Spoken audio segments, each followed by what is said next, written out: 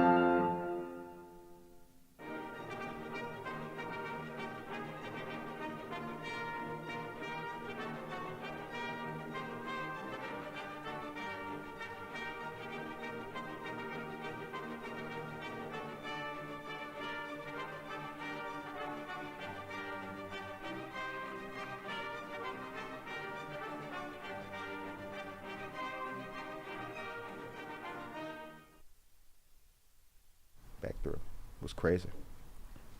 We're live? Okay. Good morning, Aurora. Good morning, Aurora. Good morning, Aurora. The time is 9:02 a.m. You are listening to and watching Good Morning, Aurora, the second largest city's first daily news podcast. First things first, it's Friday. I know you all are happy about that. We have a fantastic show for you guys today, a double show. Our first guest is Cathy Russell, CEO of the Boys and Girls Club of Elgin, here with us. How are you today? Amazing. How are you? I'm doing so good. happy Just to be as here. amazing as well. Absolutely. Yay. Yep. I feel like this is the first of many great other episodes that we'll be able to do and willing to do with the Boys and Girls Club of Elgin. So thank you for coming. For sure. Very much, so very much. Super happy to be here. Great to meet you. You as well. In person. And yeah, Yep. I love your energy and Same, your passion same. and The whole beginning of from 8 to 8:30 could have been its own show, right? That's right. It was. It just wasn't recorded. Exactly. So we'll be talking about the Boys and Girls Club of Elgin. So a couple things we'll be doing today. We'll be learning about your role as CEO, also what the Boys and Girls Club of Elgin does. But I think I'll start off a different way. Where do you see things now when it comes to youth availability, youth access to resources here in the city of Aurora? Such a great question. Aurora and Kane County, Elgin as well. Yeah. I mean, you know, we were just talking about like the impact of COVID, right? Mm-hmm. And how we are still seeing, I always say like COVID exposed a lot of cracks. I did. Right? Yeah. And it also opened a lot of opportunities because of those cracks. And I think for us, you know, what we see with youth is it exposed a lot of like mental trauma, but it also gave youth the opportunity to express that in a way that was accepted. Right. You know, trauma's not new for kids, It's right? not, yeah. But now they have a platform and they're listened to when they talk about it. Right. And it's okay to talk about feelings, and it's okay to talk about anxiety and fears and all of these big emotions. And so that's great. Now it's like, how do you help heal? Right. Heal that. One of the things that we're really struggling with is kids showing up to school. Right? So chronic absenteeism across the state of Illinois is at an all-time high. And so we know that we need to get, like, school's not an option, right? Like, you need to go to school. Exactly, right. And so how do we work with the school districts to make sure that we are getting kids back? Some schools their chronic absenteeism is as high as like 48%. Oh my goodness. Which means they miss more than 10 days or 10% of the time. Wow. And so, yeah, that's a huge issue that we see going on right now. Like getting them into the school, it's not an option. Mm-hmm. There's more to learn than just TikTok. Exactly. Things on TikTok. And how do we continue to heal from the trauma that kids have?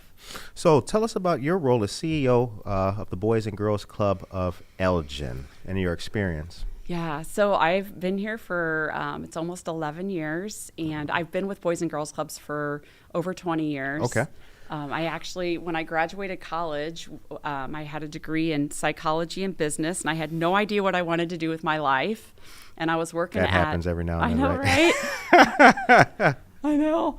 And, you know, I started working at a phone company, and then a job opened up at a local Boys and Girls Club, and I decided to apply. I really didn't have any clue what they were or what they did, but my parents were involved, and so I went and I studied them. I memorized the mission statement. I went to my interview, and I got the job, and it was like a program director job, and there was like 125 kids showing up every day, and I fell in love. Like, I just fell in love with the kids, and like, honestly, the impact that you could have on their lives. Right.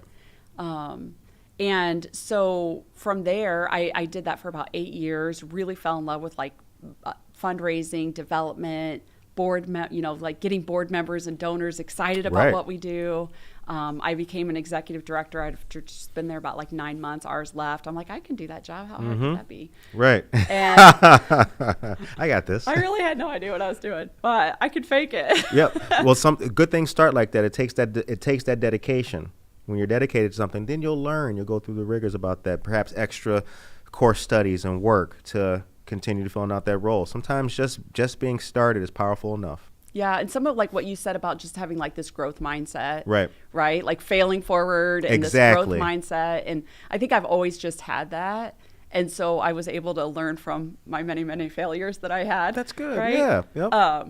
And so then I actually then started working for Boys and Girls Clubs of America. Okay. And for the Midwest office, and our office was out of Schaumburg, but I was traveling the state of Indiana and helping all clubs across the state of Indiana with fundraising and board development through a Lilly grant that we had gotten. And I did that for a few years and ended up getting pregnant with my 4th child. Mm-hmm. My husband got moved to Wisconsin, and I was like, traveling to Indiana is not as much fun anymore from Wisconsin because you have to go through that big city of Chicago. Yeah. Right? And so I took a step back from Boys and Girls Clubs for a couple of years, worked for a homeless shelter, which was amazing. And then decided to get back into it and ended up in Elgin. And when I came, we had, it was in 2013, and our budget was about $1.2 million. We had 34 staff members. We had 6 sites, and it was all in Elgin. And since then, now we're going to be, this summer, we're going to be in 7 communities. We're going to start in DeKalb, which I'm really excited about. And we serve, about 2,000 kids every single day. Wow. 34 sites. We have anywhere from 275 to 300 employees, depending on the day. And got those numbers up. Have grown because there's need. And honestly, Curtis, like what I say is, when you look at our region from like Schaumburg to now DeKalb, right, there's 50,000 kids who need help after school. And not all of those kids can afford the programs, right? They don't have the resources to make that happen. And that's really where we step in. And so I'm like, until we're serving 50,000 kids a day, right? We're giving everybody the opportunity to be a Boys and Girls Club member and everything that brings. We're not done. Right. And especially here in Aurora, right? We have some really exciting things going on here. Wonderful segue, because that was coming next. Now let's talk about the Boys and Girls Club of Aurora. I like adding that at the end. What are the future prospects of that taking place? 9:10 a.m. is the time. Good morning to everybody watching. We are here with Cathy Russell, CEO of the Boys and Girls Club of Elgin. Prospects for the Boys and Girls Club of Aurora. So one of the interesting things that I really want to get across to everyone is Boys and Girls Clubs of America charter new sites in new communities, but they don't charter new organizations. Okay. So for Aurora to be able to have a Boys and Girls Club, they had to come in under an existing organization. Okay. And so when Darnell started his fierce passion for building a club in Aurora, right? Okay. We had already established a relationship because he was in Elgin as a vice principal at one of the schools we were at. Okay. And so him and I knew each other. And so he would call me and text me all the time and be like, how do I do this? How do I do that? So we started working together, and he was really spearheading the efforts here in Aurora. And so in order for Aurora to have a club, we got involved in the process. And we came, I think it was like October meeting a couple of years ago, and Representative Hernandez was actually there, and Michael Polakidis, and just a group of great people. And it was the first time that people from Elgin had come and talked to people in Aurora, and that's just really where it all got ignited and started. Good. And a couple months later, there was a fundraiser, and it raised tons of money. And then that spring, we started at Aurora schools. Oh, that's wonderful. So right now we're at 5 locations. We're going to be doubling that. We're going to start a partnership with Wabanzi. Really? Yes. And so for their adult learners, Okay. A lot of them, like one of the barriers to coming to school is childcare. So we're like, let's have a Boys and Girls Club. They have a great space for it. Absolutely. And now they can bring their kids. Sugar and while Grove they're campus? learning, their kids can learn. At the Sugar Grove campus? No, here. Here in Aurora? Yes. 18 South River Street? Oh, my Yes, goodness. 18 South River Street. That's awesome. I know. Good I'm so stuff. excited. We're so excited about this partnership and what it can mean to other campuses, right? And Right. how we, and so that really, going back to the name thing, like our organization is Boys and Girls Club of Elgin, but here it's Boys and Girls Club of Aurora. Like Okay. it's all focused on Aurora. They have their own board. They have their own staff. Okay. And so it really, then we just offer support like HR and finance and Right. technology and all of those kind of what we say back office. Of right? course, yeah. But it's all like, what does this community need? And every sign will say Boys and Girls Club of Aurora. The money will come to Boys and Girls Club of Aurora. Like that will, it's very local. That's good to know, because specifically at Wabanzi, and as our listeners and viewers know, we have friends over there like Marlena Rios. So there's a lot of the adult education going on there, and you'll see, and again, the need. We're looking at the world now through fresh eyes. We can see all of the barriers that have existed, and we start removing those, and everything rises. Quality of life, access to education, and all those greater things. And childcare is a big part of that. I was a latchkey kid ever since, I'm like real young. And we do need, or there should be, a place for a person to take their kids, be safe, and then continue what you're doing. Yes. Continue those courses, continue that evaluation of self, continue that progression. To unlock all those doors for you. And that's interesting to know about the Boys and Girls Club of Aurora. So the five locations are all schools. Yes. Right Okay. now they're all schools. Yep. Okay. What does it take to what's involved with opening a location? What's the sausage making like of that process? That's so funny because I always tell the team, I'm like, I don't want to know how the sausage is made. I just want to know that it's made. It's good. Right. And it's amazing. It's ready. Right. Good. One of the things that we say, one of our core values is that we want to make school districts raving fans of Boys and Girls Club, because it really takes that partnership. It takes that communication, that collaboration. It takes, what's happening during the school day, and then how do we extend that to the after school, right? And so it really does start with the partnership and the district support, right? Starting with the district support, the administrative team support, and then the local principal Right. and the teachers and the counselors and the custodians and the secretaries and, all Everybody, of it. It's yep. really all about those relationships and, being really respectful of the space. Like we get the space for free, which is phenomenal. It allows us to serve a lot more kids, right? And so making sure, that you leave the space cleaner than it was, and that Absolutely. kids are showing up to school and they have their homework done, and Right. they're feeling more confident, and they're getting into less trouble, and they're more motivated by learning and all of those things. And so it really starts with that relationship. And then the staff and the team. Yes. We call them the Blue Crew. The Blue Crew. Our Blue Crew. I love that. Right? So you get our Blue Crew on board, and then you start, recruiting. And that's really then, again, the partnership with the school. Like, what kids really need this support, right? What kids need someplace safe to go after school that maybe their parents are working, right? Or they just don't have the resources to get involved in all of the activities that we can provide. Yes. Now, when it comes to anybody watching, if they want to volunteer or get involved, how can they do that? Well, they can go to our website, Okay. and there are a ton of different opportunities. I mean, it's really about like finding what you love to do. One of my favorite volunteer opportunities is our literacy champions. And that's really about like, Curtis, bring in your favorite book. Maniac McGee by Jerry Spinelli. Woohoo! I was ready for that. If anybody asked me that. Newbery Award winner. I read it when I was in 4th grade. It changed my life.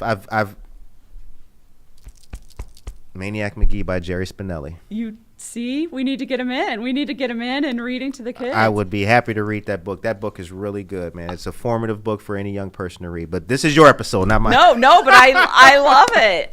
We definitely need to see that passion for reading, right? That book changed your life. Like being able to just come in, right, as a literacy champion and sitting down with a kid and being able to read that and give that passion. I'll tell you what, the most important thing is that we pay attention to our kids. Right. They need positive attention. And you're somebody, right? This is why you're successful in what you do, is because you can see the strengths in people. Mm-hmm.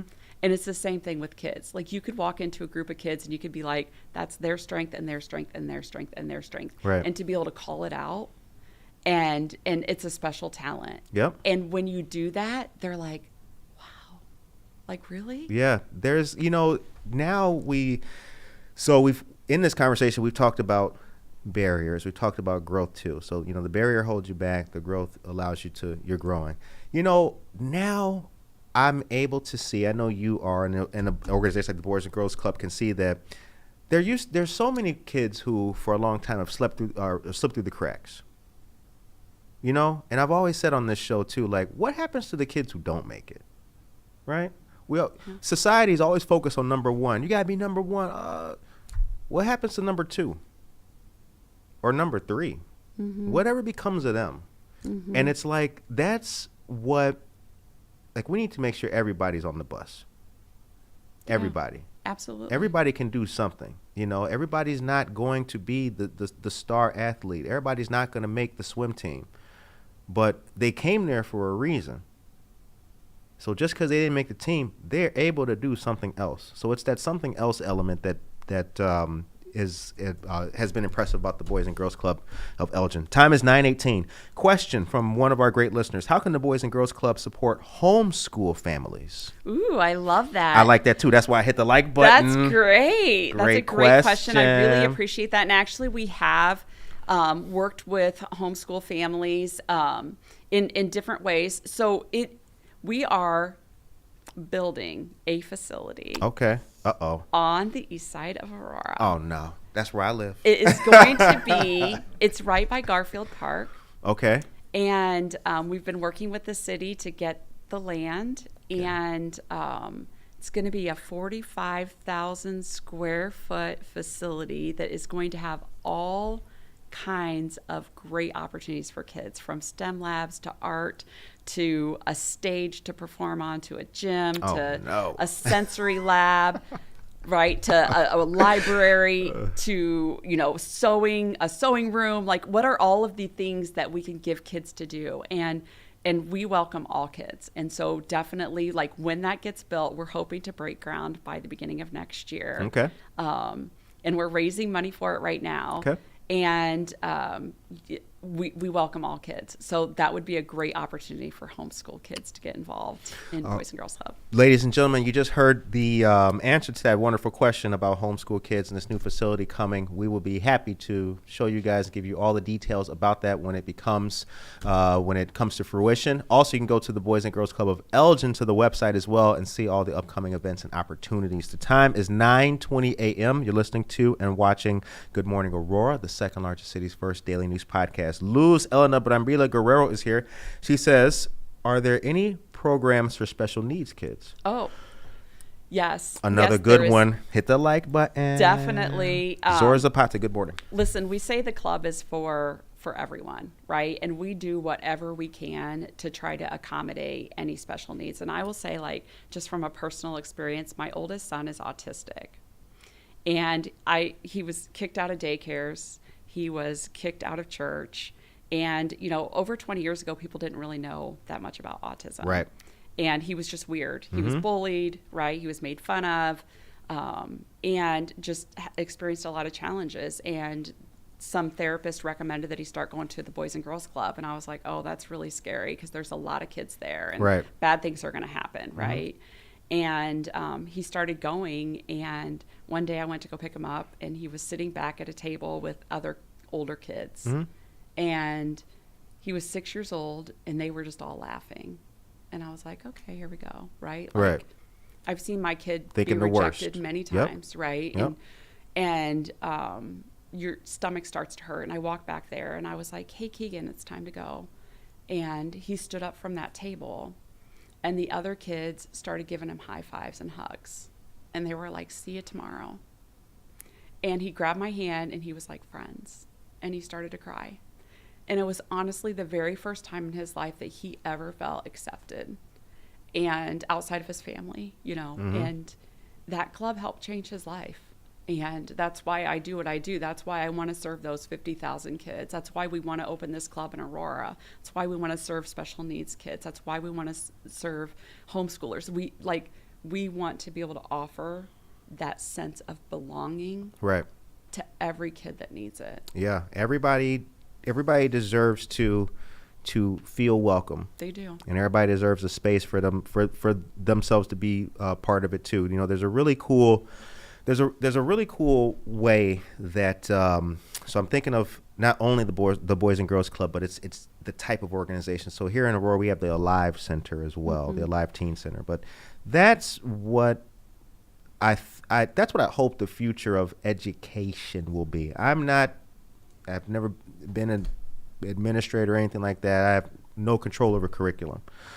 But boy, wouldn't it be great if you didn't have to have two separate places, right? There's school and then there's this other organization to help. It should be inclusive fully, because that's what inclusivity is. Yeah. It's that right there. And kudos to those kids too. It's that type of kid, That's what you need. Right. You need kids like that. That's the lunch table you want to sit at. That's right. Like, hey, it doesn't matter. Yeah, come on. We got a spot for you too. That's the kind of lunch table I had when I was a kid. That was our table. Everybody knows that. We had the chip in. Oh. No matter the chip. I don't know if they do that anymore, the kids in school. No matter what chip, no matter what kind of chip you came to school with, we would all, unsanitary now, we would all dump our chip bags in one big pile. Now we got Funyuns. And you could have whatever chips you wanted. That's so cool. 9:23 is the time, ladies and gentlemen. J.O. Harris, good morning to you. Love that so much. And Daniel Calderon, Noelia Ruiz, good morning to you guys as well. So what's the next 5 years look like for the Boys and Girls Club? Well, I think, we're just going to continue to expand. And, I can see Aurora having more sites than any other community that we're in.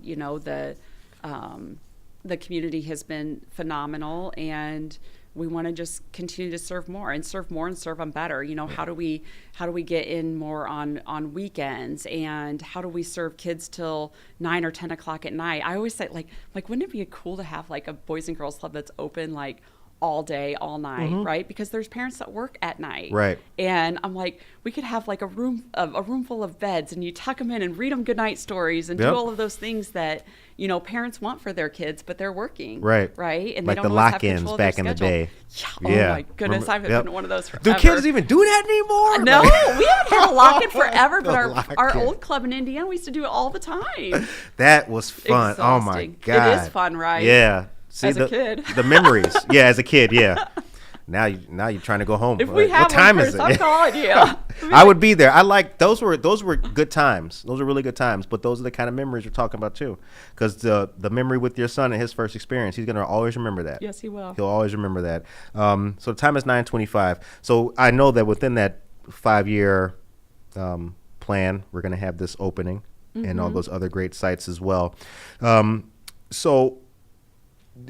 As we start to kind of land the plane with the time that we have, how can we help you? How can ourselves and the listeners and viewers help the Boys and Girls Club of Elgin and the team in Aurora? I think that there's always opportunities for volunteering. Okay. And we always, we like to serve hot meals to kids. So getting, opportunities to help us get hot meals, help kids with homework. I always say, like, for us, we serve a couple of thousand kids every single day. And a lot of those kids come to the club and they're tired. And I always look at children like with souls, right? They're little souls. And you can tell when children's soul lights are on. Right. And you can tell when they're out. Absolutely. And, as a community, we need to come together to help turn those soul lights on. And if at a Boys and Girls Club, you can come in and you can work with a child and you can turn their soul lights on and you send those 2,000 souls back out to the community. Yep. Right? It's going to change the world. It is. And so we need people to help us turn their soul lights on. Well, in the description of today's video, we will, and on our, the Spotify, to YouTube, everywhere, the link to the Boys and Girls Club will be in the description. So if you guys are interested in volunteering and becoming a part of a great organization, being a member of the Blue Crew, yeah, you guys, I definitely encourage you guys to check that out. Time is 9:27 a.m. Jen Mendoza is here. Good morning. She says, we're so excited for the new Boys and Girls Club. That's awesome. Yeah, last night was the mayor's State of the Economic City address. I can't wait. One of them, who knows, he may be saying Boys and Girls Club. And we got the Boys and Girls Club to roaring applause. That'd be good news. That's good television. Well, I want to say thank you very much for your time. Very much. Yep. I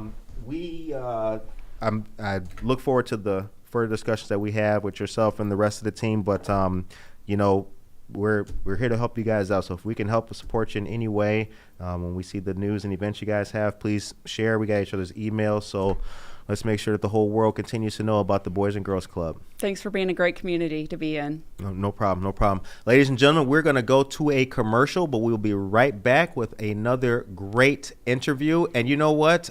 Then we'll do the trivia question for the day as well. This conversation was so good, I forgot all about that. Stay tuned. Imagine what's possible when a city makes an unprecedented investment, a commitment that reshapes a city's landscape forever, that equalizes economic opportunity, elevates education for all, empowers businesses, inspires collaboration between institutions, improves public services, and enhances the lives of every resident. Now, imagine that city is ours. We know it's possible because other cities have done it. Places like Longmont, Colorado, a community that leveraged its investment in municipal electricity and upgraded its substations to create a 17-mile fiber loop, delivering critical connectivity to the city's institutions, organizations, and small businesses, achieving an incredibly high adoption rate. And in Pharr, Texas, a border town of 80,000, voted the least connected city in America, invested in 700 miles of fiber, delivering broadband managed services that are enriching residents' lives. Cities, towns, and regions are stepping up all over America. There is no question that Aurora can and deserves to be America's next great smart city. But it's up to us. We have a responsibility we can't ignore to see everyone living in our city, regardless of economic status, having broadband services that are simple, efficient, safe, and powerful. Imagine children having safe internet access anywhere, never needing to connect outside of a fast food restaurant. Imagine every building in every neighborhood and retail outlet, new and old, modernized, intuitive, secure. Imagine exciting subscribers with the ultimate broadband experience and giving parents control over all of it. Imagine deploying cyberbullying protection that notifies parents throughout Aurora that their kids are being bullied and providing resources to protect them. Imagine a city with first responders seamlessly connected and with safer public spaces.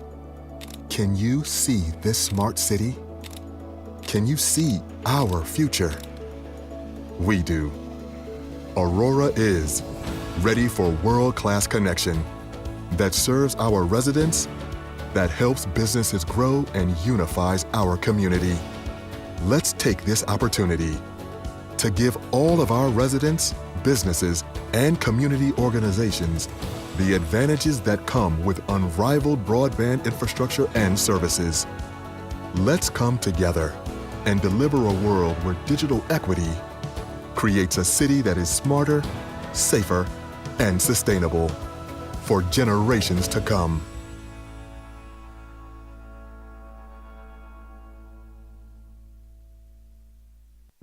Not your bank's top priority? Here at Wintrust, we take a different approach to banking. No hidden fees or runarounds, but a true banking partner focused on your unique financial goals. Whether you're opening your first account, found your dream home, planning for the future, or starting a business, we have the financial solutions to get you there. Stop settling and start experiencing a better way to bank. Wintrust, different approach, better results. Just never got around to it, but. All right, we are back, ladies and gentlemen. Good morning to you guys. It's 9:32 a.m. You're listening to and watching Good Morning Aurora, the second largest city's first daily news podcast. Our first guest, Cathy Russell, was fantastic. We're following up with another great guest and a friend of the show, Mr. Sherman Jenkins. Good morning. Good morning. How are you? I'm all right, my brother. I'm doing good, man. Doing good. Yeah. Good to see you. Good. First time on the show. Yes. Been a long time coming. Very happy to have you today. Thank you. Thank you. So lots of good stuff to talk about. First things first, let's start off with the Quad County African American Chamber of Commerce. Okay. Now, tell us about this organization. Tell us about your role in it and its inception, because it's been doing a lot of great work here in the city of Aurora, but Kane County is at large. Yep. Yeah, and I got involved. I'm one of the founding members of the chamber when we started it back in August of 1993. Wow. And it was something that we felt, I was with a number of other African American business owners, and they felt that they needed to come together to find a way to market and promote and help grow and develop African American businesses. Originally, we started out just in Aurora. Right. But then but Aurora itself is in 4 counties. Yes. Kane, Kendall, DuPage, and Will. So, but we said, hey, you got Elgin, you got Joliet, you've got areas here where there's African Americans, and we need to grow the amount of people who have their businesses. Right. And give them the opportunity to employ people, to be able to make money, right, to enhance the future of their families and so forth. So we started it, and I've been involved from the beginning. I served at one point as president, and now I'm chairman of the board of the chamber. And one of the things that we try to make sure that we do is really work to get our business owners access to capital, access to opportunities to be able to expand, and also for them to network, right, and also to continue their education, to build their businesses, to look at opportunities to, you can go out and lease a property, but eventually work to own it. Right. So then you can be able to then hopefully pass it down. And so you can just be part of an overall environment that is good for everyone. So one of the things I've been impressed with over all these years with the chamber is I do like how intergenerational it is. Mm-hmm. I mean, we've got Whitney and the Nail Bar, and then we've got Miss Janice Candy. We have the elder statesmen like yourself too. Mm-hmm. I really find that impressive because for well, I think there are some tendencies within organizations to have it just solely represented in one way, and that's not an issue with the chamber. And I think that's Well, very cool, very great. Yeah, thank you. We figure we have to be able to continue to be vibrant, to be important, but also to really reach out and work with people. And so one of the things that we've done with the chamber is we've established a foundation, and it's called the QCAACC Foundation, which that thrust is a different standalone organization that really is going to be working to raise funds to be able to give grants to African American businesses that are brick and mortar, been in business for 3 years. And one of the awards that we gave out was to Miss Janice Candy over on Montgomery Road. Yep. And she needed people knew about her. She has some of the best candy, made with all butter. You'll love it and make you want to slap your grandpa. It's just that good. We used to say slap your grandma, but you don't want to go there. No, you don't want to do that. So you don't want to do that. They slap back. Right, that's right.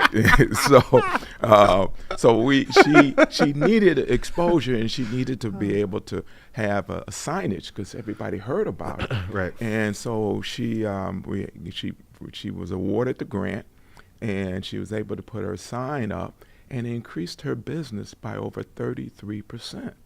Just by people being able to go by that retail center and see her sign. And say, oh, that's where she's located. So those are the kind of things that we want to be able to do, and to be able to help people to be able to grow their businesses and then be an example to others. You guys are making a great example to others, so I applaud you. And I've had Miss Janice candy, and it's absolutely fantastic. So it's stamped not only by Quad County African American Chamber of Commerce, but also by me. So 9:37 is the time. Aisha Saxon is here. She says, good morning, Mr. Jenkins. Hey, you got a lot of shout outs you? in here. Christine Walker, dear friend, dear friend Christine. She says, sure. Hey. Good morning. Tracy Duran, good morning to you. Michael Ray Piggis, good morning to you, dear sir. And Luz Elena, Sharon Spears as well. Good morning to all of you great people out there. We appreciate you guys, man. 9:38 is the time. Okay, so before so much to talk about with you, so there's definitely going to be a part two. Okay, well, a part two to this. Thank you very much. Thank you very much. You were alderman at large for a great number of years. That in itself allows you to meet a lot of people, liaison with business owners, capture what they're interested in too. How did that prepare, help, augment, or shape your time with your work with the chamber? Okay, well, it goes back further than that. It was my activity in 1990. I joined the Aurora Economic Development Commission as assistant director. Okay. And we worked in terms, at the time, this was where Aurora was having its difficulties, where we had gang violence, we had shootings, and I remember myself and my boss at that time, his name is Paul Borick, and we used to... I love that story, by the way, of how Paul... I didn't mean to cut you off, man, but I heard that story when you were awarded many years ago. Shout out Paul. Thank you. Paul was a good guy still. I think he's still doing economic development out in DeKalb, Illinois. But anyway, we used to make calls, trying to get people interested to go and bring retail, industrial businesses to Aurora, interest them in Aurora. And you used to call, and I would say, hi, I'm Sherman Jenkins. I'm from the city of Aurora. From where? City of Aurora. Click. Okay, pick up the phone, call someone. Hi, I'm Sherman Jenkins from the city of Aurora. From where? From Aurora. No one wanted to talk to us with regards to Aurora because of all the negativity that was going on. But we persevered, and we never forget there was a movie that came out called Wayne's World. And when it first came out, we were, it was about Aurora and these two guys, and we were like, oh my God, people, Aurora, Wayne's World. And we hated it. And we started thinking about it. So wait a minute. If that's how they remember us, then let's accept it. Right. If you can't beat them, join them. Absolutely. And we started doing that, so we would be at different conferences. So through that and working out in the community, and that's how I met a number of different African American business owners. And they came and said, hey, would you be part of helping us to formulate this? And we did. And it was one of the situations as Aurora continued to grow, I began to reach out and know and learn about others and other organizations throughout the area. And so that, and then in 1999, I became the executive director of the Aurora Economic Development Commission. And from there, we just, Aurora just began to make inroads and continue to do things. And so that helped me in terms of getting to know various people in the business community. I worked with outstanding mentors like Al Kennedy and Norma Tatina, and worked for different mayors, Mayor David Pierce, Mayor Stover, who was the one who appointed me with the board to be the executive director. And so they had faith in me. Still make you smile. And it still make me smile because they, like Bud Meyer, I can just go down a list of people that, just embraced me, that allowed me to grow and to understand and really develop, myself, because I was a PR guy. I was a journalism major from Northern Illinois University, but I had a teacher at NIU who said, "You know what?" He said, "You're not a news reporter. You're a PR guy." I said, "What? PR is no. You are going to be you can be a really good PR guy." I'm like, so okay. So I kept working at that, and then that's pretty much how Paul and I met. That story that I told you about. And the other aspect of it was that, and after I left NIU, I ended up working in public relations at Northern Illinois Gas Company. And then I moved from there to become the director of communications for the board, Chicago Youth Centers, one of the largest youth serving organizations. And then from there, I moved and became the communications director for the Boys and Girls Club of Chicago. Really? And it was just the Boys and Girls Club. Hold up. And then it was, they changed the name to the Boys and Girls Clubs of Chicago. And so we worked with the National Boys and Girls Club to promote that and get Chicago to adapt that name. And so I had good experience, and then from there led me into being working with the public relations firm for McDonald's, Golan Harris Communications.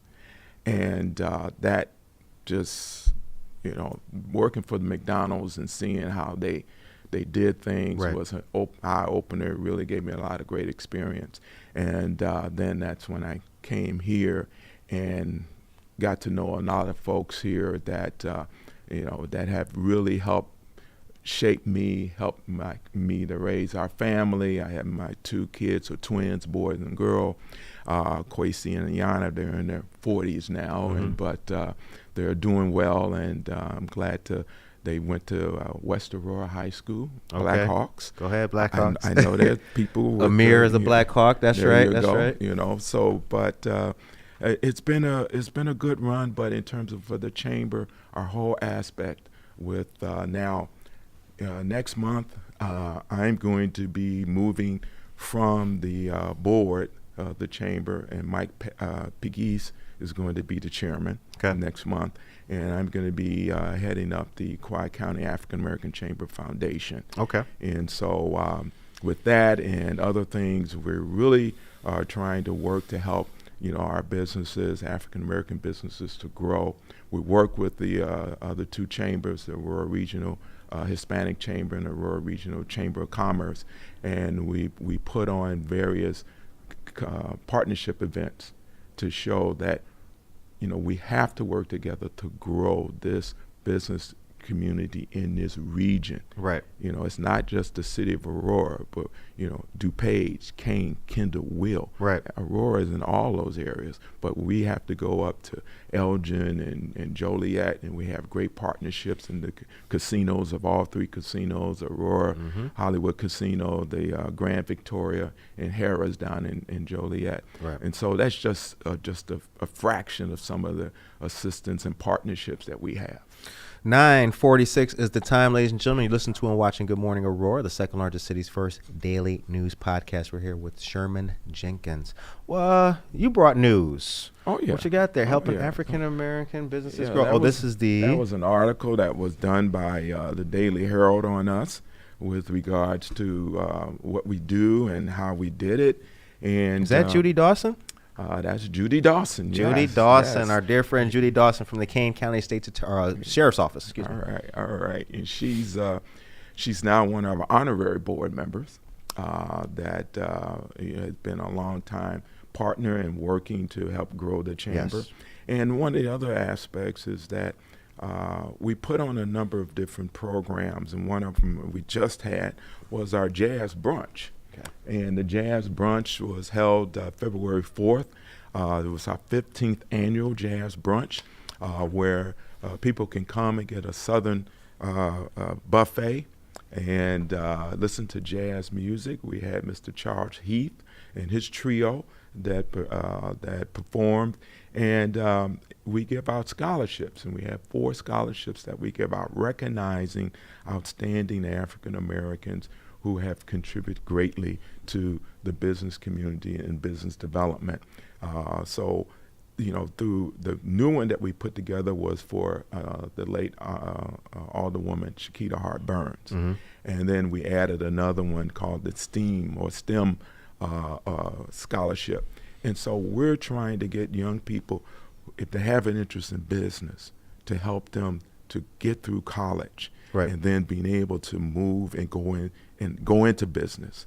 And those who are looking to go into IT and technology, pushing and working with them to be able to do that, so they can be able to, it's nice to see our kids play the games, but it would be great for them to be creating the games. I love that, right? Because with that, that's the future. Mm-hmm.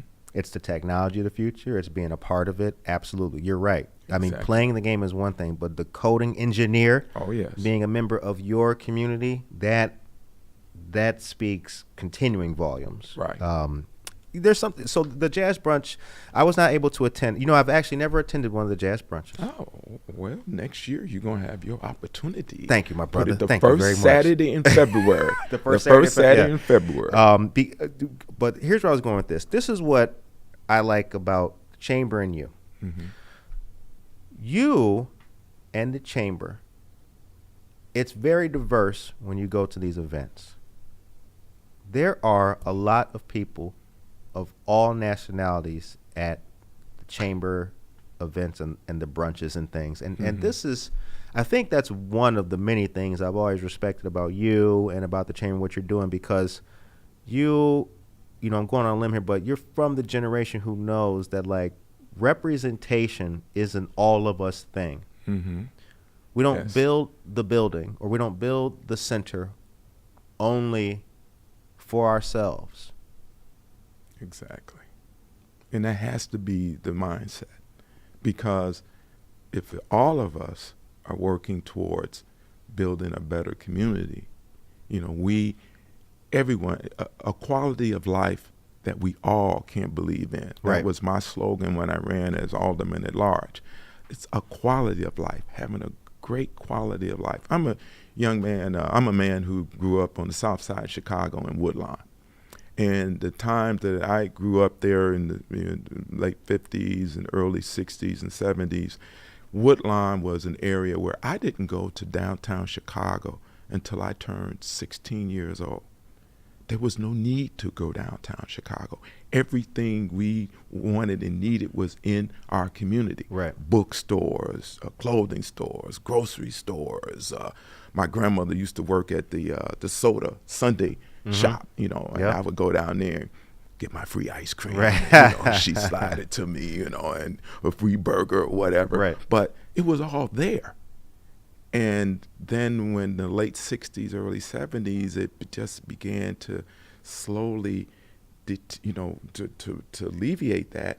And then they started having a lot of things in downtown, and, you want to go and experience it. So me and my Right. buddies would go down there and experience, and it was an experience. Right. Okay. But we enjoyed the aspect of having that community. Right. And so moving here, when I moved here in '83, it was just something to see people of different nationalities walking around and being together. You see families, and it's like, wow, okay, this is what this community is about. Right. And like I said, when I began to work, and economic development, I just had, I had so many people who just took me under their wing, and really just you didn't feel that they saw color. It was just, you're a young person trying to do this. You got ideas. I was at times a little bit of a rabble rouser, being a young guy. Hey, we should do this. We should do this. We should do this. Why are we not doing it this way? Right. Like, slow down. What about doing this? Kimosabi. Yeah. Hey, we don't need to copy what these people do. We can do this. Or hey, look, Wayne's World. Let's use it to our advantage. Right. And so that makes it where, like, for example, when we do the holiday celebration, that started out where it was myself. I was president of the chamber at that time, Juventino Cano, who was the president of the Aurora Hispanic Chamber, and Rob McMillan, who was the first African-American board chairman of the Aurora Regional Chamber. And we sat down one weekend and we said, we got to do something jointly.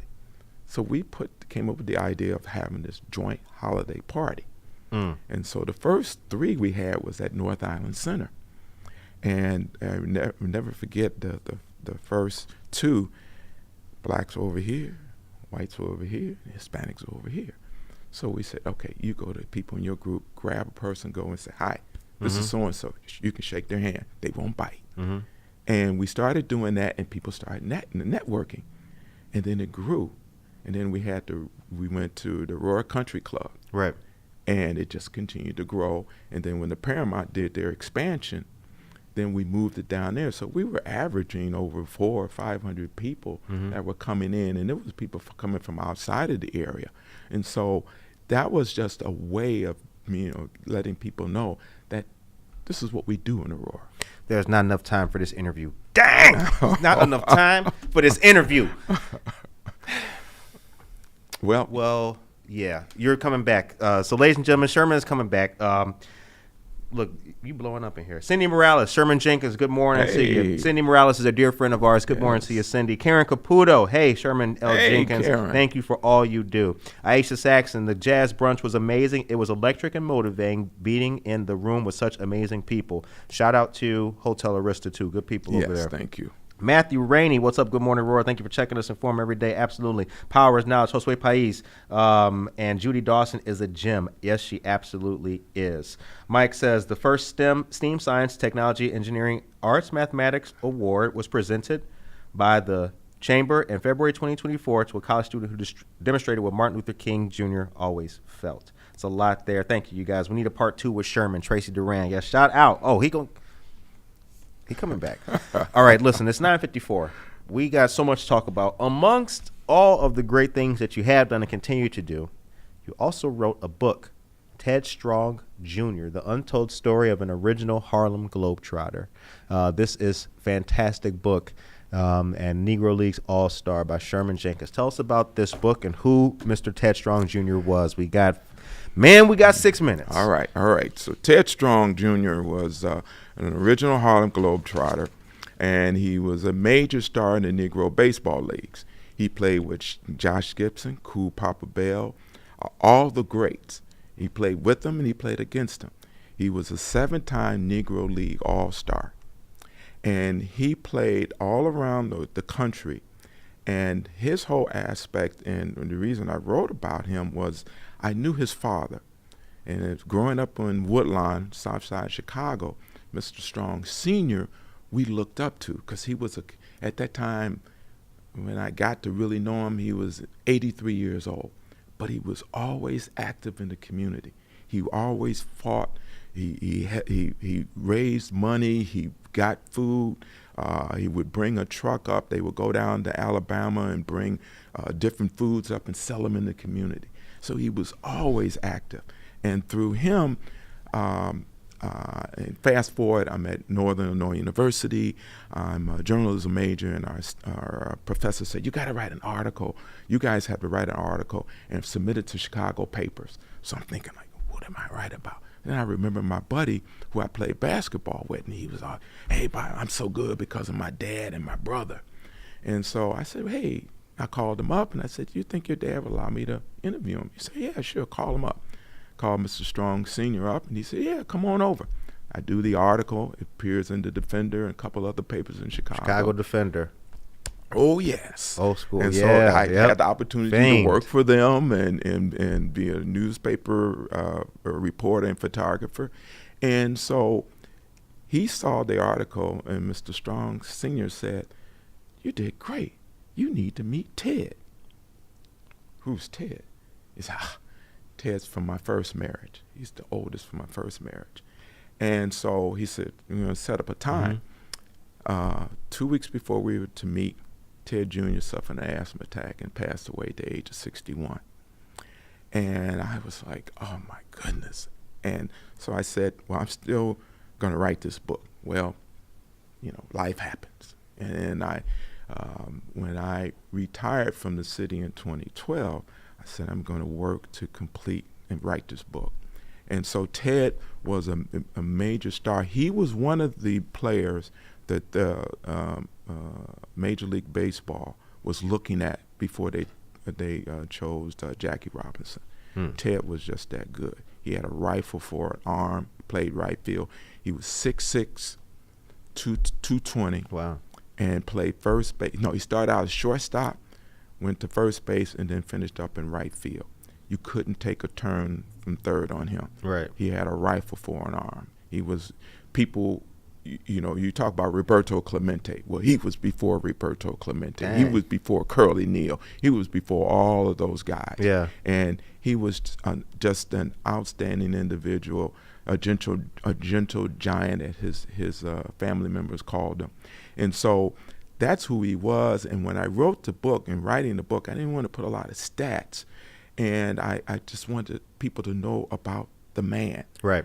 But also I talked about his father. And he had a younger brother, Othello, who was an outstanding pitcher in the Negro Leagues. And then they went and played ball up in the Mandank Leagues up in Canada. And so, you know, in writing that, it was just something I told Mr. Strong Sr. that I was going to do, and I did it. And I'm working on the second book now on African Americans in Aurora from 1921 to 1955. Oh yeah, we're gonna chop that up heavily. So we'll put the link for this book in the chat for folks to check it out, man. Ted Strong Jr. by Mr. Sherman Jenkins. Okay, here's the thing. 9:59 is the time. So the show ends on a positive note. Okay. What is, first of all, thank you very much. Absolutely, all right. Absolutely, all man. All right. You know, it's interesting. Every piece of advice seems like somebody gave you and you followed. It worked out, didn't it? Yeah, it sure did. It sure did. It sure did. The show ends on a positive note. What is your message today for the people of Aurora and Kane County? Well, Aurora is a community that is diverse, continues to grow and offer opportunities for all. And it's a place where no matter where you go, north, south, east, or west, downtown, the near east side, the near west side, there's opportunities there, there's people there that you meet, and you feel at home. You feel that you are in a place where you can belong. Mm-hmm. And working at that, and I enjoyed my time working. Basically, I had almost over 30-some years in working with the city. And people always say, well, you're never going to retire. And I think, what is retirement? You know, it's you go from one phase and you go into another. Right. And so I encourage young people to as they grow up here, continue to think about when you go out and develop and so forth. If you leave, come back. Help this development to happen. Right. Tell people about, be proud. And you can be proud that you are from Aurora, Illinois. Right. You know, and people say that. So I encourage, especially young people, get involved. You know, get involved in your community. Get involved in working with different organizations, like with the Chambers, Quad County Urban League, the APS, which provides the opportunity for young people to learn about STEM and coding. You know, that's how they can get involved and make this city the best that it can be. Absolutely. Well said, sir.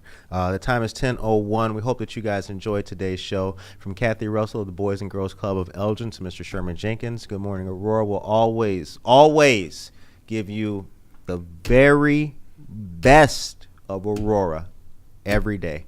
I want to say thank you very much to you guys for watching. And this year is our 4th year of being a program. And we appreciate all the listeners, fans, and viewers. Thank you guys very much for watching. Have a blessed, safe, positive weekend with yourselves and your family. We'll see you Monday morning with more news, more weather, and the very best of Aurora. Take care of yourself and each other. Rise and shine. Pour yourself a cup of coffee and tune in to Good Morning Aurora. News, weather, and really cool interviews. Monday through Friday from 8 to 9 a.m.